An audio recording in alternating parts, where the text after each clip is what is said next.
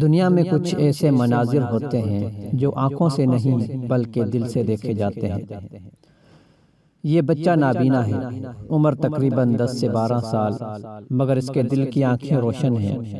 اس کے سامنے کوئی قرآن کی سورت کا نام لیں تو فوراً وہ سورت کی تلاوت شروع کر دیتا ہے، اور حیرت کی بات یہ ہے کہ اگر کسی مشہور قاری کی صرف بسم اللہ الرحمن الرحیم بھی سن لیتا ہے تو یہ بچہ فوراً کہہ دیتا ہے کہ یہ قاری فلاں سورت پڑھنے والا ہے، اور پھر واقعی وہی سورت شروع ہو جاتی ہے۔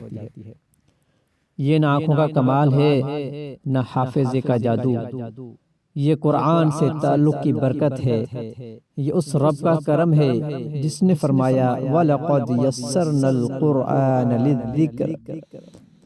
شاید ہم دیکھ کر بھی نہیں سمجھتے، اور یہ بچہ نہ دیکھ کر بھی قرآن کو پہچان لیتا ہے۔ قرآن جس کے دل میں ہو اسے آنکھوں کی بھلا بقرہ فانصرنا قوم الكافرین، آل عمران واتقوا اللہ لعلکم تفلحون، نساء واللہ بكل شيء علیم، مائدہ وهو على كل شيء قدیر، انعام وانه لغفور رحیم، اعراف ولو يسجدون، انفال ان الله بكل شيء علیم، توبہ وهو رب العرش العظیم، یونس وهو خیر الحاکمین، ہود وما ربک بغافل عما تعملون، ومن عنده رعد انتقام، ابراہیم رعد ومن عنده علم الكتاب إبراهيم وليتذكر أولو الألباب، حجر واعبدوا ربك حتى يأتيك اليقين، والذين هم مسلمون، إسراء وكبروا تكبيرا، كهف ولا يشرك بعد.